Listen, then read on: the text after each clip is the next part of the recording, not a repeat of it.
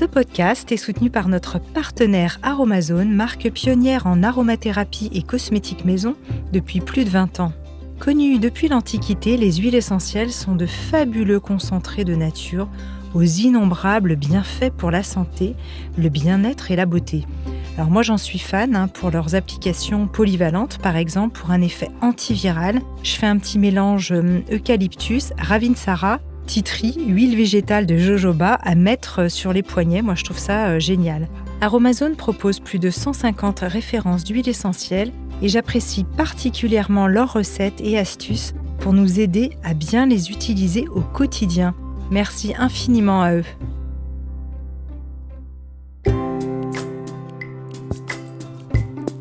Bienvenue dans la saison 3 du podcast Métamorphose, le podcast qui éveille la conscience. Je suis Anne Guéquière, fondatrice du magazine Féminin Bio, auteure de l'Oracle de la Métamorphose et éditrice de projets engagés pour un nouveau monde. Chaque lundi et jeudi, dès 7h, nous partons ensemble à la découverte d'un sujet lumineux avec une personnalité qui porte une voix d'éveil des consciences. Métamorphose, le podcast qui éveille la conscience. Mon invitée du jour s'intéresse depuis 20 ans à la transe chamanique puis cognitive. Elle intéresse de près chercheurs, médecins et psychiatres pour sa capacité à auto-induire la transe et les perspectives que cela ouvre comme outil thérapeutique. Auteure et reporter, elle a découvert qu'elle était chamane en 2001 lors d'un documentaire tourné en Mongolie pour la BBC. Là-bas où le chamanisme est totalement intégré aux mœurs, on lui dit qu'elle est désignée par les esprits et doit suivre sa formation de chamane. De retour en France, on lui conseille plutôt la voie psychiatrique. Elle se dit alors qu'il faut confronter la transe au seul langage que les Occidentaux voudront bien entendre, celui de la science.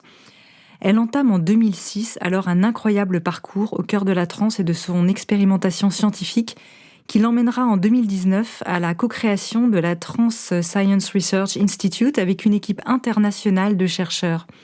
La Diagonale de la joie, son dernier récit, relate cette odyssée pour élargir le champ perceptif de la connaissance.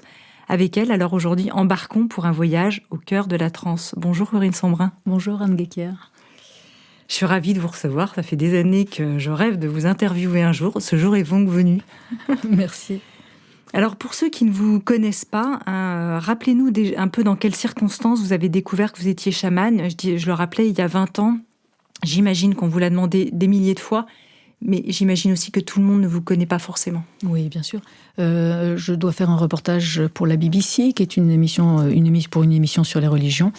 Et donc l'idée, c'est de proposer aux auditeurs les mystères mongols. Et parmi les mystères mongols, il y a bien sûr l'abord du chamanisme. Voilà. Donc une amie m'emmène voir des chamans et on a l'autorisation d'assister à une cérémonie chamanique. Là-bas, les chamans entrent en transe. La transe étant le moyen d'accéder à ce qu'ils appellent le monde des esprits. Donc le chaman entre en transe avec un gros tambour qui fait en moyenne 1 mètre de diamètre. Et le chaman commence à jouer de cet instrument et il me fait un effet auquel je ne m'attends pas du tout. C'est-à-dire que je commence à trembler, à avoir envie de hurler comme un loup, à sauter dans tous les sens, à me battre avec le chaman parce que je veux ce tambour, il me faut ce son, j'ai envie de me plonger dans le son. Enfin voilà, quelque chose qui me submerge, mais en même temps qui est un besoin irrépressible tout d'un coup de faire ce que je suis en train de faire. Voilà. Donc c'est quelque chose auquel je m'attends pas. Avec la conscience un peu de ce qui vous arrive. Absolument, à ce moment-là. Oui. Bien sûr, avec la conscience de ce qui m'arrive. Et pas la conscience que je peux l'arrêter parce que j'ai très très très envie, très besoin de faire ce que je suis en train de faire. Et en même temps, je réalise en sortant de cet état, le chaman m'a aidé à sortir de cet état. Je réalise qu'il vient de se passer quelque chose d'énorme à quoi je m'attendais pas du tout. Et je veux comprendre pourquoi le son du tambour a pu me faire cet effet et a pu me faire changer de comportement à ce point-là. Voilà, parce que j'étais pas du tout prévenue que ça pouvait arriver avec des psychotropes, avec des plantes particulières.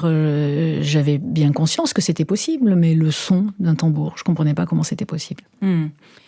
Alors à ce moment-là, vous racontez que vous acceptez au bout d'un moment de suivre cet enseignement en Mongolie. Vous dites en partie par amour et par peur, quelque part. Enfin, c'est comme ça que je le résume. Il y a un peu les deux. Par peur de quoi ?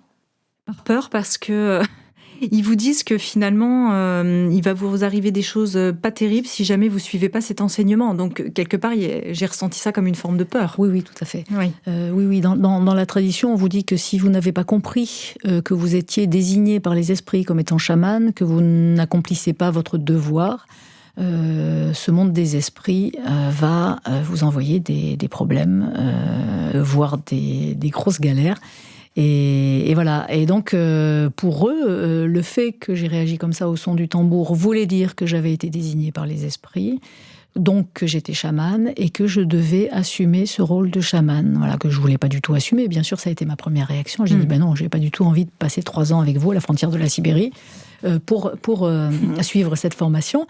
Et c'est là qu'ils vous disent, oui, mais si vous ne faites pas ce que les esprits ont désigné pour vous, ils vont être en colère en quelque sorte, et vous allez accumuler les problèmes que j'avais déjà accumulés précédemment. Voilà. Donc ça m'a fait chier.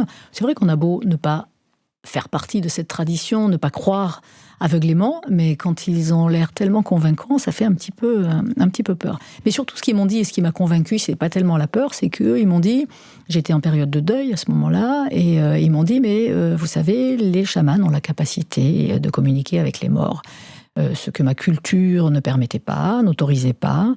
Et donc, c'est vraiment ça qui m'a convaincue que peut-être je pourrais retrouver l'autre au travers de ces expériences de transe et en découvrant ce qu'était un chaman. C'est vrai que dans des expériences de chamanisme, j'ai souvent entendu des gens relater le fait qu'on leur dise « Attention, si vous ne le faites pas, il va arriver des choses un peu dangereuses ». C'est comme si en fait le non n'était pas possible. Et en même temps, il faut bien l'acquiescement de l'être. Oui, alors c'est ce que font les charlatans, en général. Ils vous font peur parce que c'est très facile dans ce domaine de dire à quelqu'un, moi je vois des choses que tu n'es pas capable de voir, et si tu fais pas ce que je te demande de faire, il va t'arriver des catastrophes. Voilà, donc c'est vraiment le principe de base de tous les charlatans. On crée la peur et après on crée la dépendance. Voilà, donc dans ce cas-là, c'était plutôt traditionnel, donc on va dire que c'était une façon de respecter pour eux la tradition. Il n'y avait pas de notion de me rendre dépendante. Enfin, du moins, je le pense. Et en tout cas, la révélation d'un don, de quelque chose qui fait que j'avais réagi comme ça au son du tambour et qui leur indiquait que j'avais été désignée par ces esprits. Donc la tradition dit que, voilà, effectivement. Vous nous disiez hors antenne que c'est quand même assez rare que ça se passe comme ça. Alors en moyenne, dans les années 2000 et avant, la moyenne, c'est une trentaine de chamans pour 3 millions d'habitants, ce qui représente une proportion de 1 sur 100 000. Donc en Mongolie, quand le chaman joue du tambour, l'audience, l'assistance, n'accède pas à la transe. Il n'y a que le chaman qui est en transe et qui va faire le travail pour les autres. Voilà, donc il va faire les rituels que les consultants sont venus voir et demander. Mais ils ne sont pas en transe. Donc pour eux, quand une personne entre en transe au son de ce tambour, donc en moyenne c'est 1 sur 100 000, ça veut dire qu'elle a reçu l'étincelle chamanique, ce qu'ils appellent l'étincelle chamanique. Alors à ce moment-là, donc vous recevez l'étincelle chamanique et vous revenez en Europe. Et là, on vous dit, oula, c'est un peu dissociatif ce qui vous arrive. Je le disais en introduction, on vous conseille gentiment la voie psychiatrique. Enfin, gentiment ou pas d'ailleurs. Mais d'aller consulter. D'aller consulter, voilà, c'est parce ça. que je raconte ça à mon médecin, à mon généraliste, voilà, parce que j'étais quand même un peu perturbée par ce qui venait de m'arriver. J'avais jamais pu lire dans ma société à moi, donc occidentale, que ça pouvait arriver.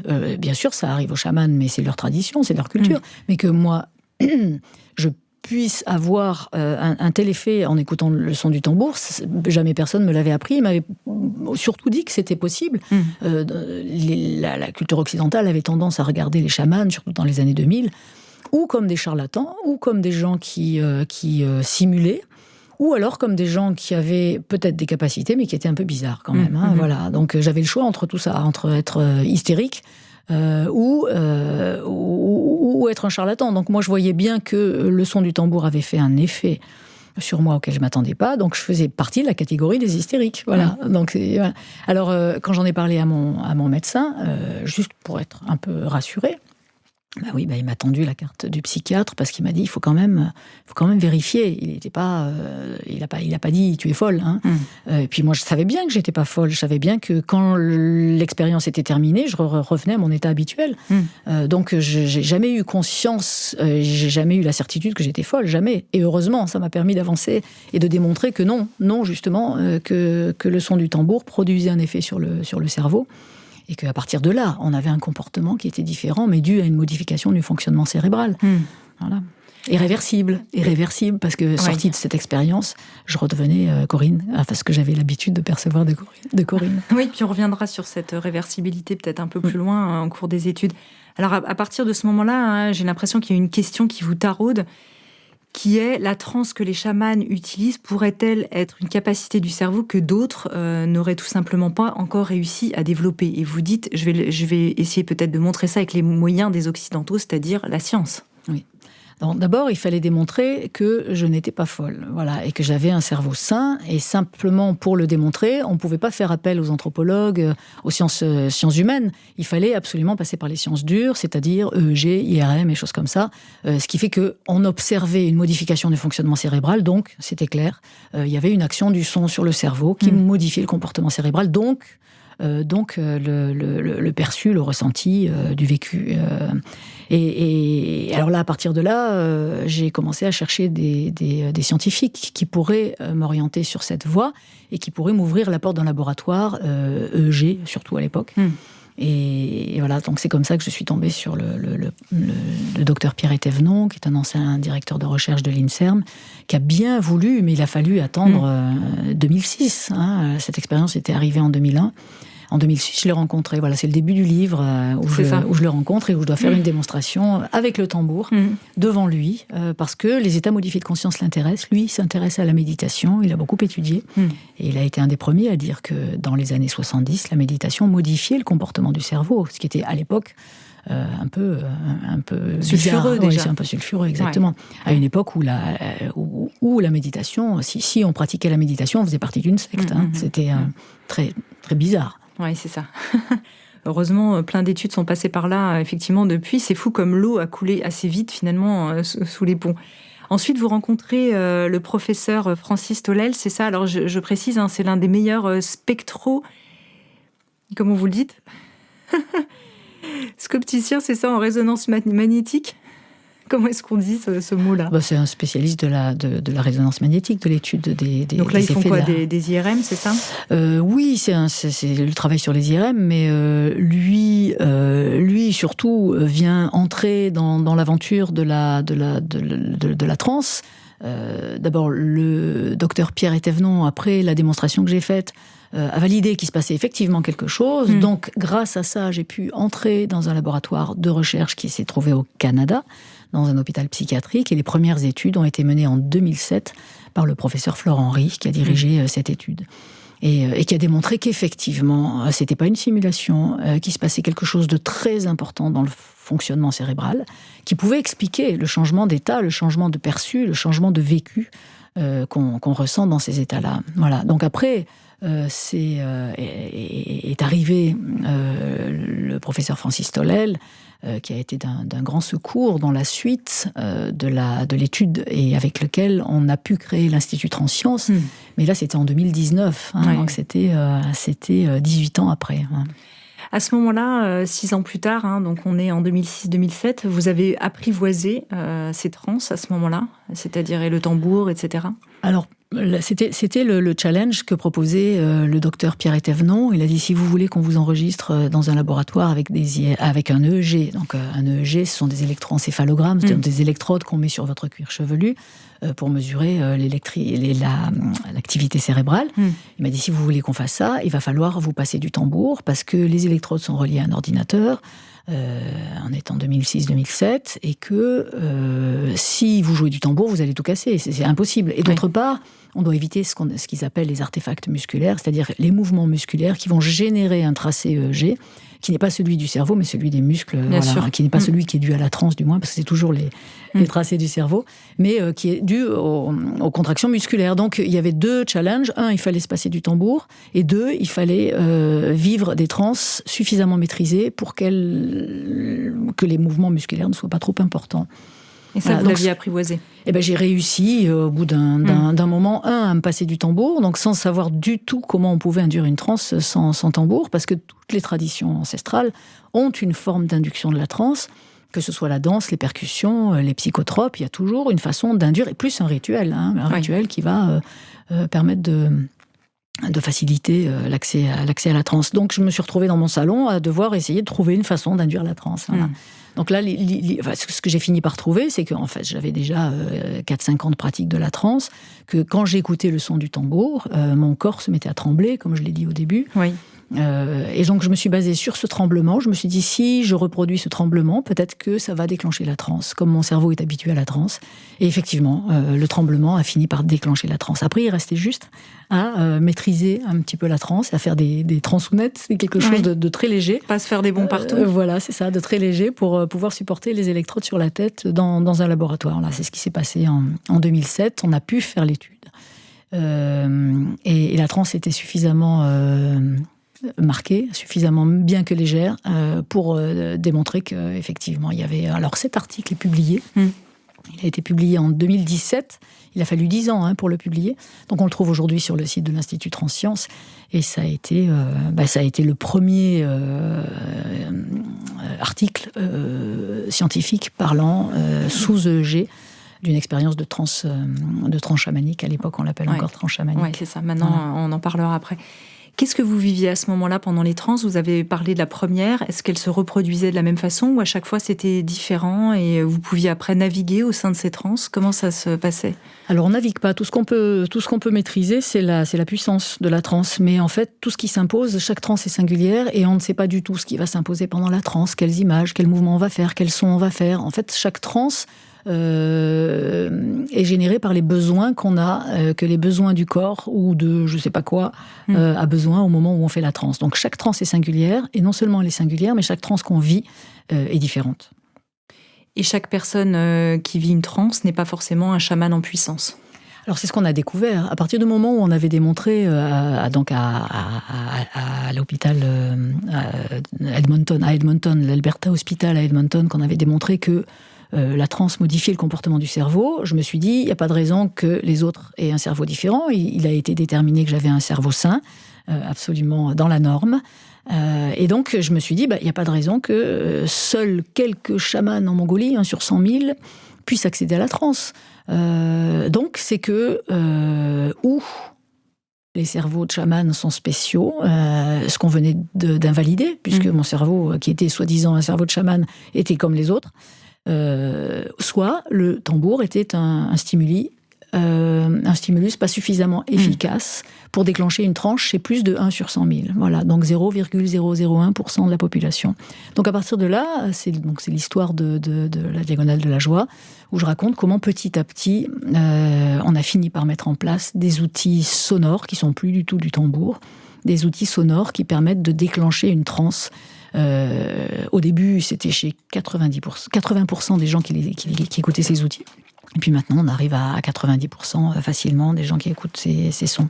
Oui, alors au début, vous faites des expériences avec des créatifs, et puis finalement, les gens vous disent « Ah, c'est peut-être parce qu'ils sont artistes, etc. » Et finalement, vous apercevez que ça fonctionne de la même manière, donc il n'y a pas une question d'hypersensibilité particulière. C'est pas une histoire de profil, justement, parce que j'ai commencé la première fois qu'on a pu faire écouter ces sons et les tester sur un groupe de volontaires. C'était des étudiants des Beaux-Arts à l'école des Beaux-Arts de Nantes. Et là, 16 sur 20 sont partis en transe. Donc 80% sont partis en transe, tel que j'avais vécu en Mongolie, plus ou moins fort. On vit pas tous la même transe. Et donc là, j'avais démontré que effectivement, le tambour était pas assez efficace et que si on trouvait quelque chose de plus efficace, la majorité des gens partaient en transe. Et alors là, les scientifiques avec qui je travaillais déjà à l'époque m'ont dit « Ouais, mais les artistes, ils sont tout le temps en état modifié de conscience. » C'est comme ça qu'ils créent, quoi. Voilà, le moment de création est de toute façon un état modifié de conscience qui ressemble à la transe, dans la mesure où ils perdent la notion du temps, ils ont plus de force, ils ressentent moins la douleur. Donc c'est pareil. Alors, je leur ai dit, on va tester sur vous, les scientifiques, les médecins, les chercheurs, on va tester sur vous. Comment est-ce qu'ils ont réagi d'ailleurs à ce Ils ont fait GLUPS, ils ont fait un peu GLUPS, mais en même temps, c'est une aventure qui les intéresse et ce sont des vrais chercheurs, c'est-à-dire qu'ils ne mettent pas une croix tout de suite sur ça c'est possible, ça c'est pas possible. Ils disent on va essayer puis on verra bien. Ça nous permet d'avancer dans la connaissance de ces phénomènes. C'est ça qui les intéressait. Et donc ils ont testé ces boucles de son et on a eu exactement le même pourcentage de 80% d'accès à la transe. Voilà. Donc là on était fixé. On savait que effectivement que la transe, l'accès à la transe n'était pas réservé à une toute petite population de chamans. L'accès à la transe sans psychotrope, parce que sinon, voilà. Mais l'accès à la transe juste par des sons était accessible à la majorité des gens. Et puis après, on a développé un programme pour permettre aux gens de déclencher cet état de transe uniquement par la volonté. Voilà. Donc aujourd'hui, on est capable de déclencher une transe juste parce qu'on le décide. Comme on décide de faire une méditation, on peut décider d'accéder à la transe. Ce qui a pour intérêt pour nous d'avoir autant de sujets d'études qu'on veut. Et c'est ce qui a permis aujourd'hui d'ouvrir des programmes de recherche et des protocoles avec le CHU de Liège et au laboratoire Giga Consciousness qui est dirigé par le professeur Steven Loreis, avec qui on a commencé une étude sur le sujet. Et c'est vous qui avez vraiment apporté ce protocole et qui avez trouvé en vous cette possibilité d'accéder à la transe simplement avec la volonté, ou il y a tout un groupe d'autres transeurs qui s'y sont mis? C'est moi, dans la mesure où j'avais... c'est ça ? Oui, on dit des transeurs aujourd'hui, oui. C'est moi qui l'ai découvert dans la mesure où j'ai dû le faire pour pouvoir faire les EEG au départ. J'ai dû m'y coller et donc j'ai trouvé la façon de le faire. Voilà. Oui, petit à petit. C'est ça. Alors, qu'est-ce qui se passe dans le cerveau quand même ? On aimerait bien comprendre comme modification importante de son fonctionnement à ce moment-là. Elle agit comme un désinhibiteur. C'est vrai, quand je parlais avec Olivier Chambon, psychiatre de la transe sous psychotrope, il dit qu'il y a une sorte de filtre qui se désinhibe. Est-ce que c'est le même phénomène ? Alors, le filtre qui se désinhibe, c'est le cortex préfrontal surtout. Voilà. Donc, il faut bien penser pour resituer ce que sont les états de conscience. Il faut bien penser que dans une journée, notre état de conscience change en permanence. C'est-à-dire que quand on va avoir un fou rire ou quand on va être très très focalisé sur une tâche, notre cerveau va adapter notre état de conscience pour faire face à ce à quoi on est confronté. Donc il va trouver la meilleure façon de faire fonctionner le cerveau, d'activer certaines zones du cerveau pour pouvoir avoir la réponse pertinente à la tâche à laquelle on est confronté. Le sommeil aussi ? Alors, parmi ces états de conscience, on a deux grands types d'états de conscience. Il y a les états de conscience ordinaires, donc qu'on vit, auxquels on est le plus habitué, ceux qui sont le plus sollicités, et les états de conscience modifiés. Voilà. Donc, le sommeil peut faire partie des états naturels de conscience modifiés. La méditation, l'hypnose et la transe, tout ça font partie aujourd'hui des états modifiés de conscience. Donc, ceux-là, on les sollicite très peu. On a perdu beaucoup dans nos sociétés occidentales l'habitude de les solliciter. Voilà. Donc c'est très étonnant quand on vit des états modifiés de conscience, on se dit il se passe des choses bizarres, mais oui, c'est juste des choses auxquelles on est peu habitué parce qu'on les sollicite pas. Voilà. Le chant, la prière aussi peut en faire partie ? La prière en fait partie, le chant, l'état de création, tout ça font partie de... Rimbaud parle dans la lettre qu'il écrit « Je est un autre ». Il parle de cet état de création où c'est pas je qui crée, c'est l'autre. Voilà. Et donc il dit clairement quoi, le poète se fait voyant par un immense et long changement et dérèglement, mais modéré quand même, dérèglement de ses sens. Donc ce dérèglement de ses sens, on le vit au travers des expériences de transe, évidemment, comme on peut le vivre au travers des expériences de méditation ou d'hypnose.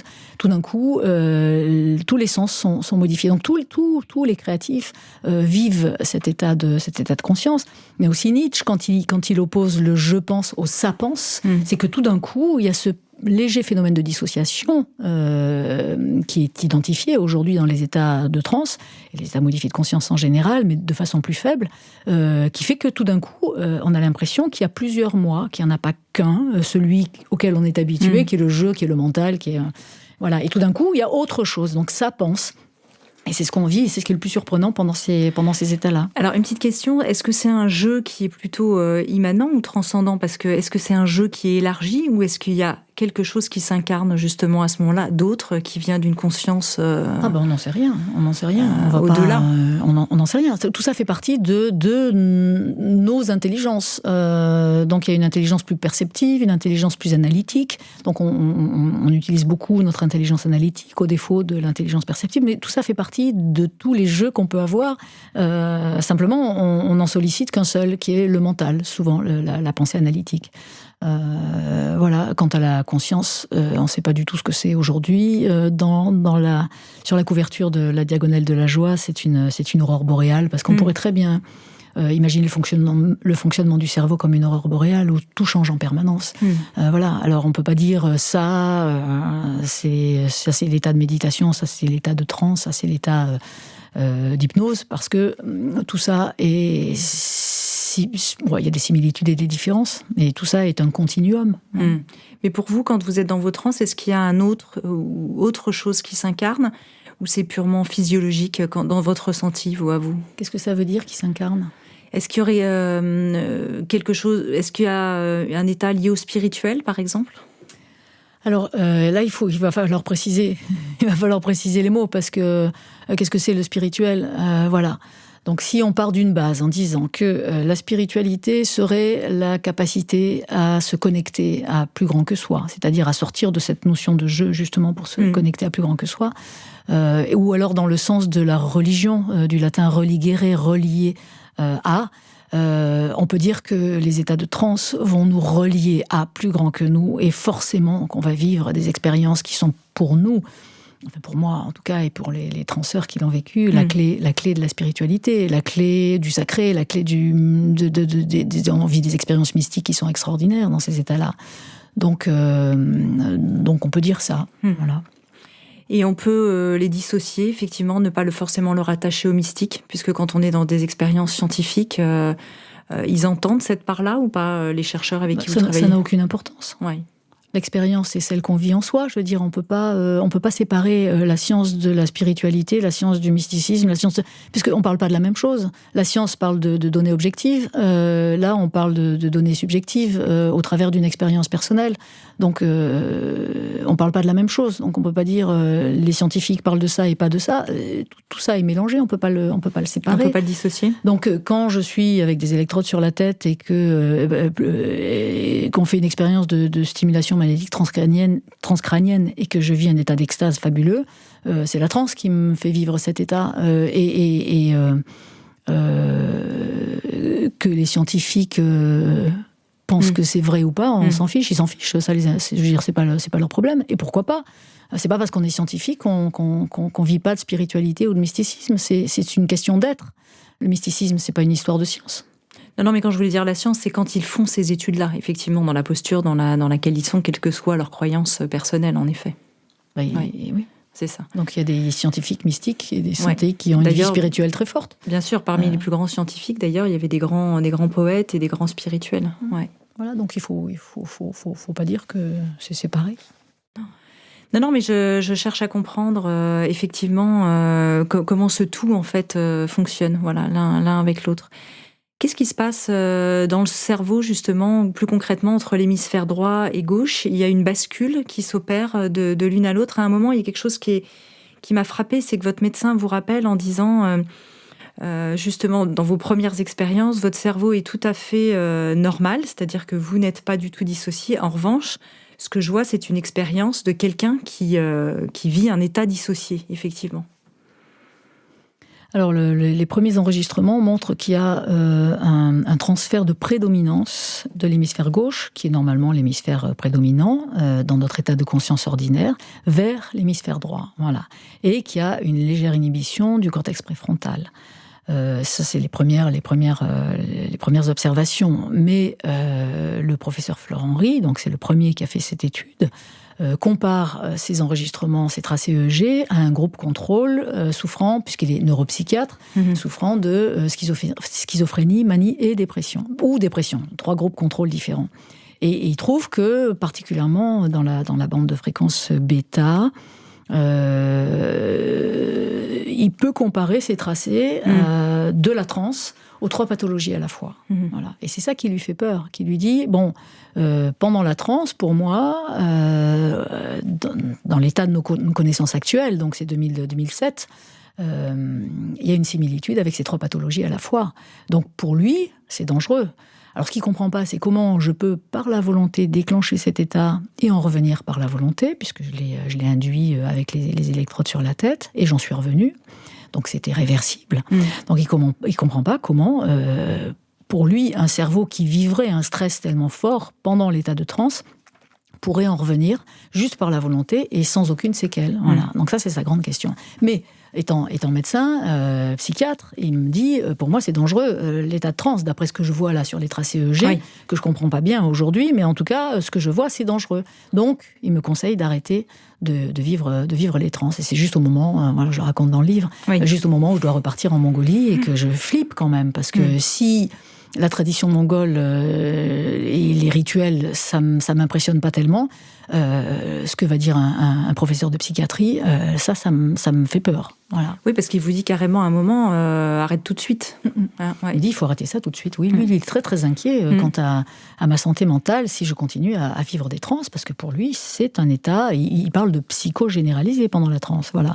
Donc ce que le docteur Etévenon va contredire en disant mais non, il faut pas comparer cet état du cerveau à un état pathologique parce que c'est un état du cerveau qu'on ne connaît pas.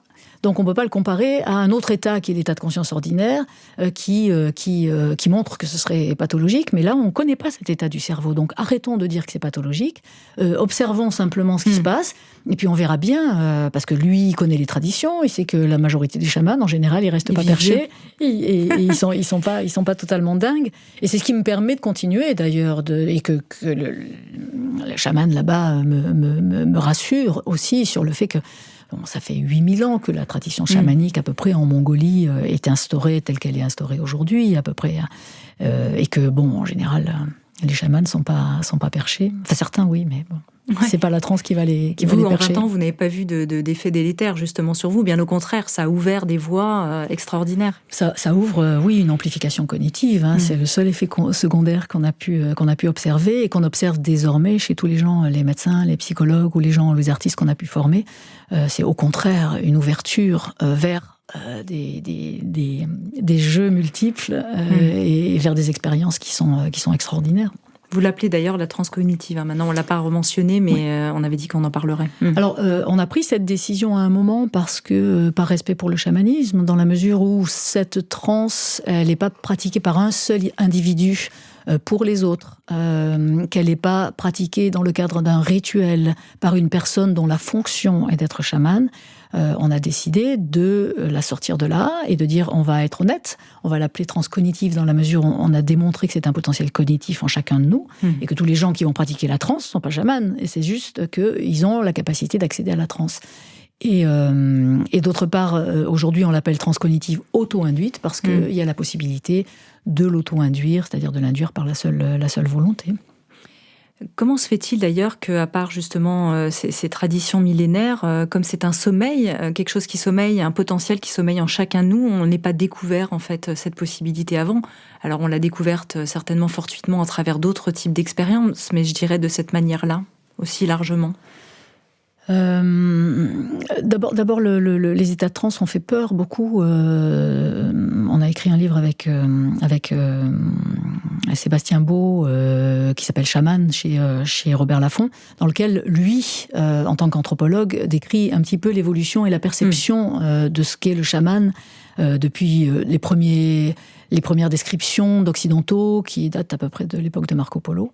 Et on comprend très bien comment, en Occident, tout ça a été perçu, alors que c'était pratiqué dans toutes les traditions autour de l'Occident, depuis des milliers d'années. Nous, on a stoppé ça. C'est vrai que l'Église a aussi mis le holà sur tout ça. Sur toutes ces capacités que chacun pouvait développer, qui étaient chez les sorciers, chez les guérisseurs, chez tout ça, ça a été un peu éradiqué.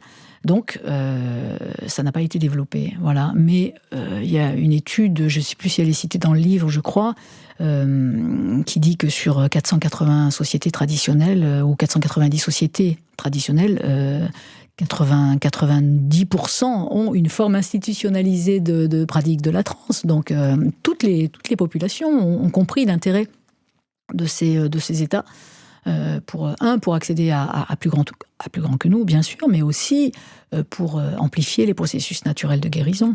C'est ça, et c'est ce sur quoi vous travaillez aujourd'hui.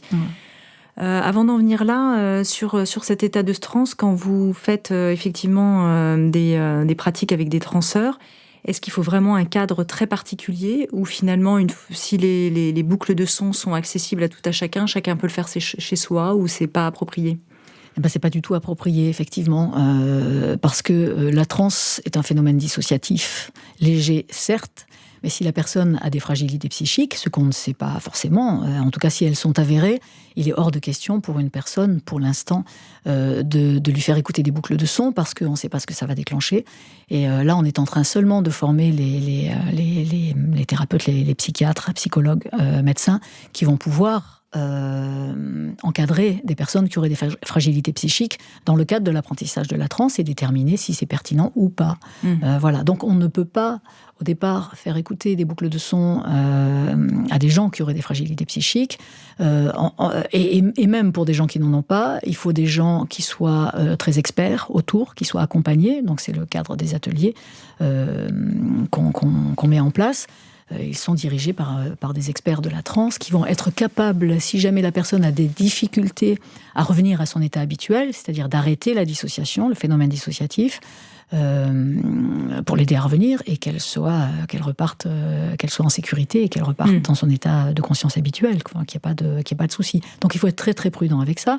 C'est pour ça que ces boucles de son, elles sont pas diffusées du tout sur les réseaux sociaux, sur Internet, qu'on peut pas y accéder de façon publique. Donc ça n'est utilisable et utilisé que dans le cadre d'ateliers très encadrés par des experts. Voilà. Aujourd'hui, les transeurs expérimentaux sont des gens qui ont déjà été validés parce qu'ils étaient sains, on va dire, psychologiquement, psychiquement. Pas de fragilité, voilà. C'est ça. Voilà. Donc tous les gens qu'on a formés jusqu'à présent, dans le milieu médical, ou chez les chercheurs, ou chez les artistes, sont capables de vivre des transes, d'auto-induire des transes. Donc on a formé aujourd'hui plus de 1300, 1400 personnes. On a fait des tests avec des volontaires. Et ce qui nous permet d'avoir mis en place des études cliniques, les 2 premières études cliniques, qui portent sur des patients qui ont eu des cancers, donc on forme à la transe, et des patients qui ont des douleurs chroniques. Voilà. Donc ils vont être suivis pendant 1 an, et puis on va voir au bout d'1 an quel a été l'impact de l'apprentissage de la transe pour eux sur leur qualité de vie déjà, voilà, dans un premier temps. Donc vous étudiez quoi, par exemple, j'imagine la douleur, le stress, etc., pour leur qualité de vie? Les groupes de symptômes, c'est le sommeil, c'est les douleurs qui ont déclenché ou qui ont pu déclencher la maladie ou les traitements, la peur de la récidive. Donc des groupes de symptômes qui sont ceux-là. Et on aura les résultats. On a commencé à former le premier groupe au mois de juin. On continue et ils vont être suivis pendant 1 an. Donc il y aura 40 personnes en tout qui ont répondu aux critères d'admission dans ce protocole. Vous dites que le potentiel thérapeutique qui en découle est immense potentiellement, là vous venez de le dire, et les implications philosophiques aussi dans la connaissance de soi et dans le rapport au vivant. Sauf qu'effectivement, dans un cadre où ça reste cadré. Où ça reste... Quand vous dites pour la connaissance de soi, mais si c'est pas accessible à tout à chacun hors d'un cadre, ce serait une connaissance de soi, mais avec, par exemple, un soignant à ses côtés, c'est ça? J'ai du mal à m'exprimer, alors oui, pardon. Donc il faut préciser les choses et vous avez tout à fait raison de poser la question. L'apprentissage de l'accès à la transe, c'est-à-dire qu'on n'apprend rien aux gens. Le potentiel de transe, il est en chacun de nous. Ce qu'on leur apprend, c'est à solliciter cet état et à le déclencher à volonté.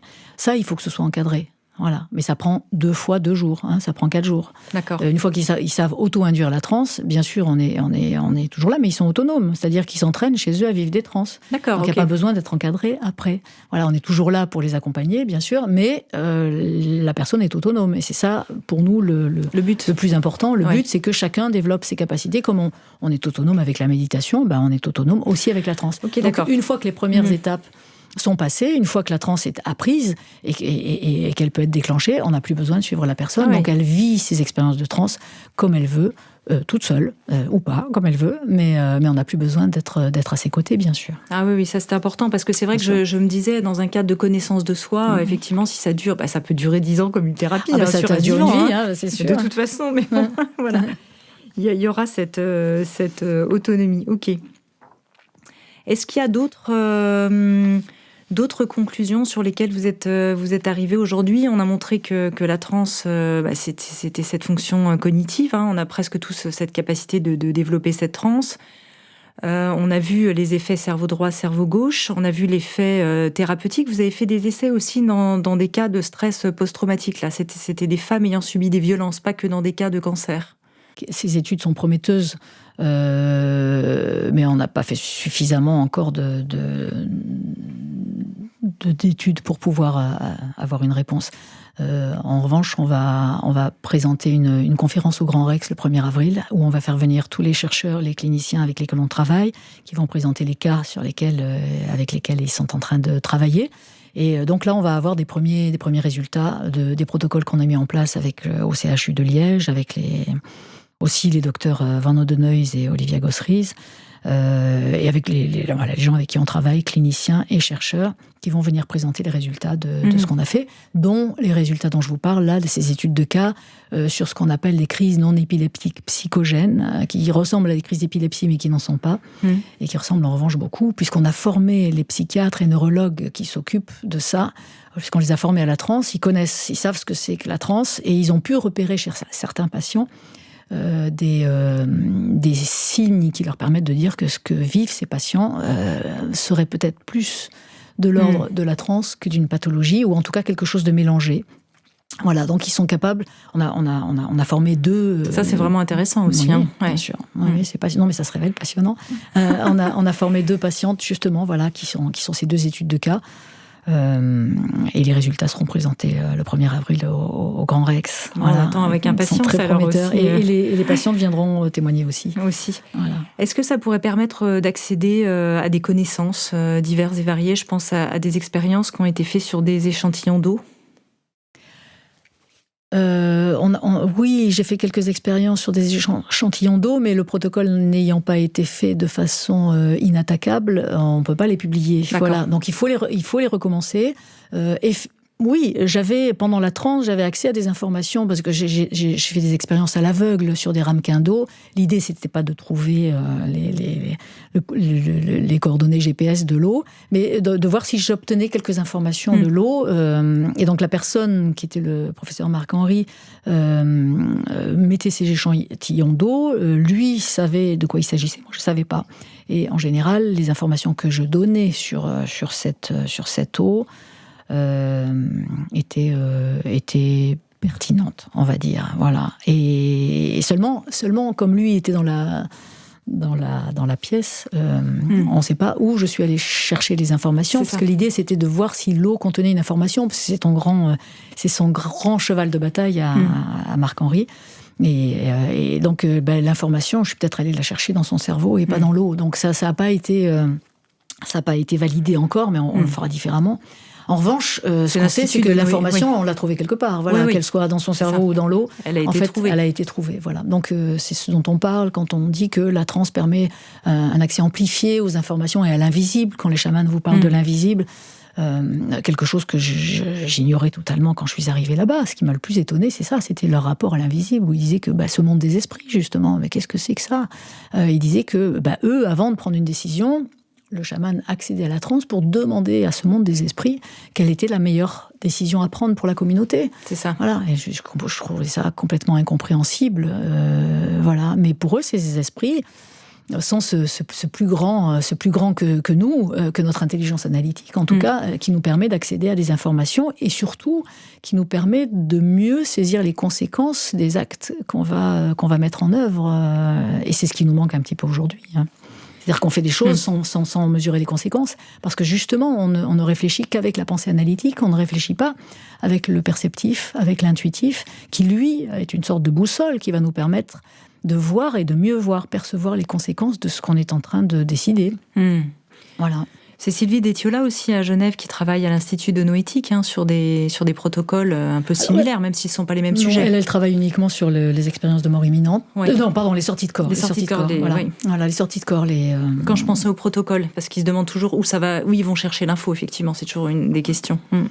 On s'est rencontrés, mais ils n'ont pas le matériel qu'il faut pour faire des EEG. Alors je suppose qu'ils ont avancé depuis, mais on s'était rencontrés pour parler de tout ça et c'était passionnant.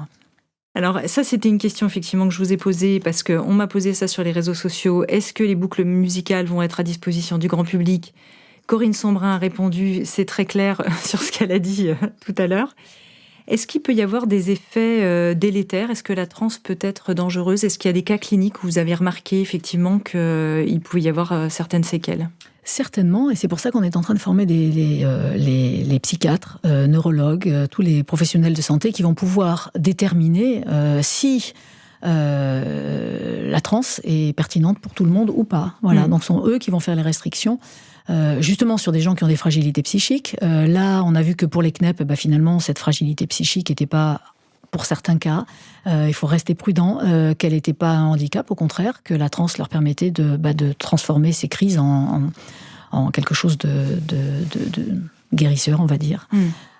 Qui leur permet de retraverser des traumas, qui leur permet de transformer ces traumas. Donc la transe, dans ce sens-là, elle a ces deux grandes fonctions qui sont la transformation interne et l'interaction. Donc, ce sont eux qui vont déterminer, en tout cas dans les pathologies, parce que sinon, la majorité des gens peuvent accéder à la transe sans aucune séquelle, bien sûr, au contraire. Mais pour certains cas, il faut par exemple, dans les ateliers, il y a des contre-indications, c'est-à-dire qu'on ne sait pas du tout ce que ça va faire. Le jour où on aura la réponse, on pourra limiter les contre-indications, mais aujourd'hui, sur des gens qui ont eu des AVC, sur des fragilités cardiaques, sur des choses comme ça, on ne sait pas du tout ce que ça va faire. Ce qu'on sait, c'est que pendant la transe, le rythme cardiaque s'accélère beaucoup. Les gens qui ont de l'hypertension, on ne sait pas non plus. Donc tout ça, ce sont les médecins qui, dans le cadre de groupes thérapeutiques, pourront, avec des volontaires, tester la transe et voir s'il y a des contre-indications. Effectivement, il y en aura certainement, mais peut-être peu, on verra. Mais eux seront à même de pouvoir le dire. Ce qui est sûr, en tout cas, c'est que tout ça, ça ouvre aussi des perspectives par rapport à notre lien au corps et à l'environnement et au développement de notre intuition également. Oui, l'amplification cognitive dont on parle, dans la mesure où tout ça fait partie de ce qu'on appelle l'intelligence perceptive, intuitive, va amplifier, oui, notre rapport et notre accès à notre environnement. Donc l'intuition va pouvoir augmenter, bien sûr.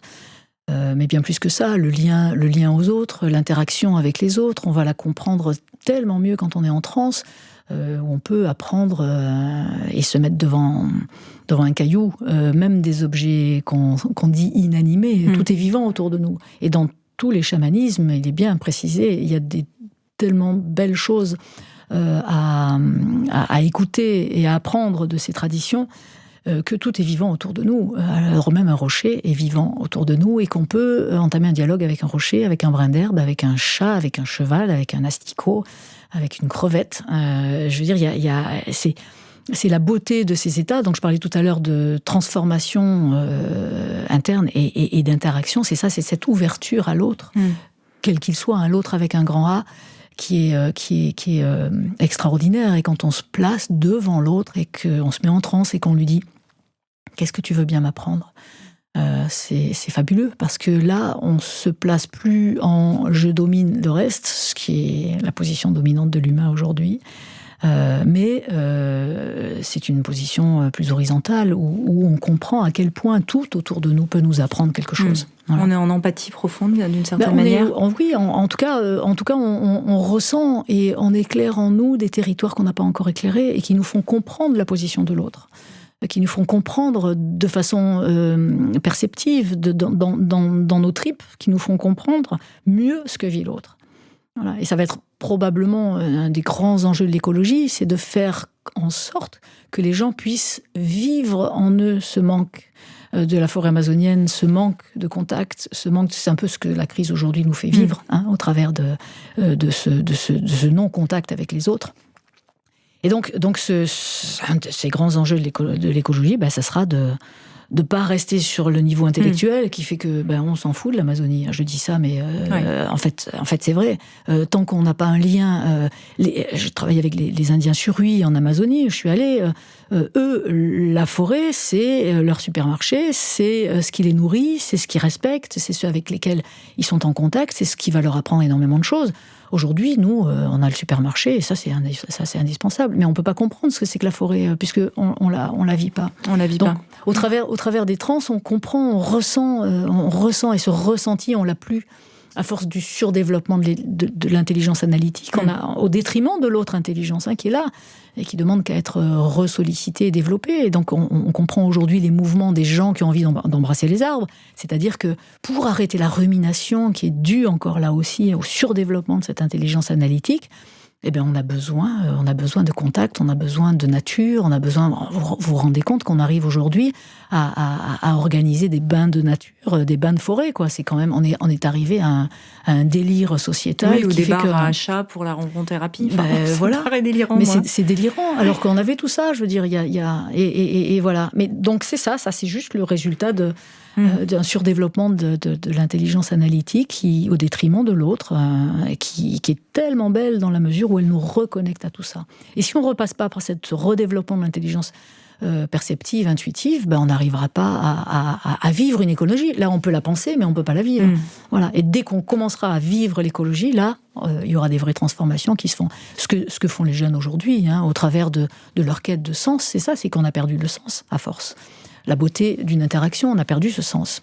Donc c'est ce que refont les jeunes aujourd'hui, surtout dans le choix de leurs travaux. Ils se disent, je ne vais pas faire un travail pour faire un travail, je veux bien gagner de l'argent, mais qu'il y a un sens derrière ça. Oui, on le voit en profondeur dans la jeune génération, je trouve. Oui, tout à fait. C'est chouette. C'est très encourageant, pour nous, qui avons fait tellement de bêtises avant. Voilà, ils sont bien plus sages.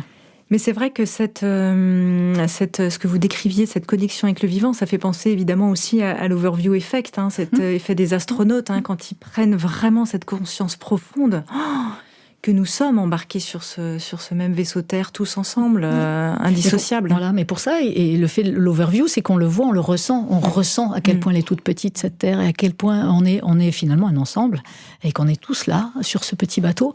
Mais tant qu'on l'avait envisagé de façon intellectuelle, on ne comprend pas. Là, l'overview effect, c'est vraiment précisément l'application de ce que je suis en train de dire, c'est que tant qu'on ne l'a pas senti dans nos tripes, on n'a pas la même efficacité, bien sûr. Alors c'est peut-être justement pour équilibrer ce mouvement de balancier que les esprits vous ont appelé il y a 20 ans, pour rendre ça à nouveau accessible au plus grand nombre. Peut-être. Allez savoir. Allez savoir. C'est qu'ils sont malins, et puis ils ont beaucoup d'humour. Ils sont bien pris en tout cas. Oui, et vous aussi, vous avez beaucoup d'humour, parce que votre récit est une épopée où parfois il y a des choses un peu rudes, mais vous les prenez avec quand même de la hauteur. Ça vous a aidé d'ailleurs pour ça, la transe ? Évidemment, la transe m'a fait comprendre que c'était indispensable. Et à force de pratiquer la transe, on fait des choses dont on ne comprend pas du tout la signification. Et on prend l'habitude de faire ça. En revanche, on sait que ça a un sens. On sait qu'il faut le faire. Et qu'on n'a pas le choix et qu'il faut le faire. Et on est poussé à le faire. Voilà. Et c'est ce qui est le plus difficile à vivre au début, quand on est des nouveaux transeurs, c'est de faire des choses dont on ne comprend absolument pas le sens, alors que notre mental a le besoin de tout expliquer, de tout contrôler. Et là, tout d'un coup, on vit quelque chose, bien sûr, on peut l'arrêter, mais on ne comprend pas ce qui se passe. Et alors ça, c'est très, très bizarre. Voilà, mais à force de vivre ça, on finit par faire confiance à cette intelligence. Eux appellent ça le monde des esprits. On fait confiance à cette intelligence bien plus grande que nous, qui est peut-être l'intelligence de la vie, tout simplement. Voilà, à laquelle ces états permettent de mieux se connecter et auxquels on accepte de faire confiance et par lesquels on se laisse diriger. Voilà, on accepte de se laisser diriger. Oui, de s'abandonner. Oui. Donc c'est le résultat est... Enfin, je trouve ça merveilleux. Merveilleux, cette perte de contrôle comme le font les enfants, le premier jour où ils vont marcher, ils vont perdre le contrôle, c'est-à-dire qu'ils vont accepter de tomber pour que la perte d'équilibre lance la jambe qui va leur permettre de marcher. Voilà. C'est un petit peu la même chose dans ces états-là, c'est que tout d'un coup, on accepte que quelque chose nous balance dans le vide, dans quelque chose qu'on ne sait pas du tout ce qui va se passer. Mais on finit par faire confiance à ce truc-là, et c'est quand même très, très, très intelligent. Comment vous l'utilisez en conclusion de votre quotidien, comme ça, tous les jours ? Alors la transe, c'est pas quelque chose qu'on fait tous les jours. En revanche, l'amplification cognitive que ça pratique va déclencher fait que on est beaucoup plus attentif à plein de choses, à des petits signes, à des petites choses, qu'on est on vit des expériences qui sont tellement extraordinaires. On vit aussi des choses qui sont difficiles avec la transe. C'est pas que merveilleux, parce que quand il y a des traumas à traverser, on va les traverser. Et la transe nous fait pas de cadeau, parce qu'elle nous fait traverser tout ça. De façon à les transformer, bien sûr. Mais voilà, donc c'est pas toujours marrant.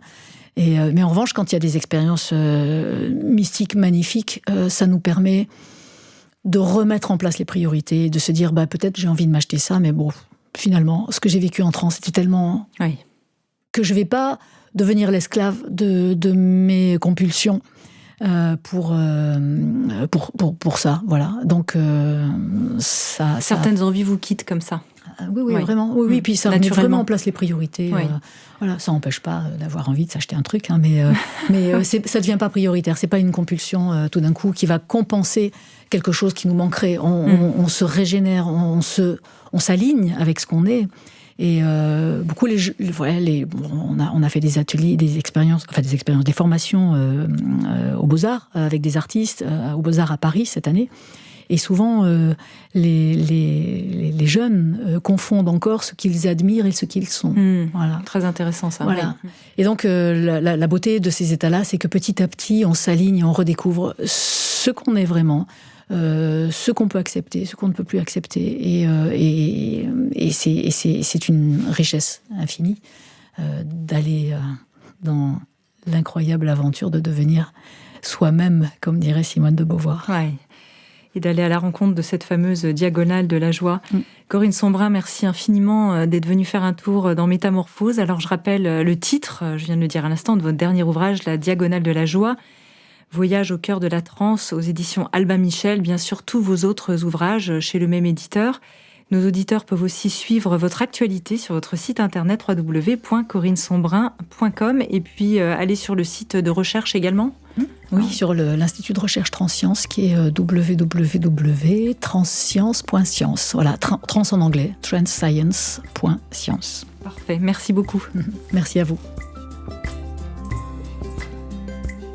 Découvrez mes invités en avant-première sur Instagram à l'adresse Métamorphose Podcast. Si vous aimez ce podcast, favorisez sa diffusion en lui donnant 5 étoiles sur Apple Podcast ou sur votre plateforme préférée. Et surtout, abonnez-vous pour suivre tous les épisodes gratuitement. Découvrez aussi en librairie mon livre, issu du podcast Métamorphose, éveille ta conscience, 33 rencontres essentielles pour être soi, aux éditions Erol.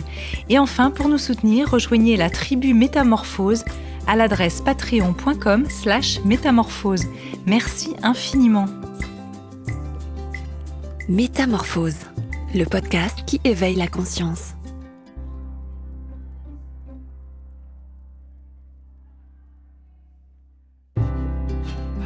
Ce podcast est soutenu par notre partenaire Aromazone, marque pionnière en aromathérapie et cosmétiques maison depuis plus de 20 ans. Connues depuis l'Antiquité, les huiles essentielles sont de fabuleux concentrés de nature aux innombrables bienfaits pour la santé, le bien-être et la beauté. Alors moi j'en suis fan pour leurs applications polyvalentes, par exemple pour un effet antiviral. Je fais un petit mélange eucalyptus, ravinsara, tea tree, huile végétale de jojoba à mettre sur les poignets. Moi je trouve ça génial. Aromazone propose plus de 150 références d'huiles essentielles et j'apprécie particulièrement leurs recettes et astuces pour nous aider à bien les utiliser au quotidien. Merci infiniment à eux.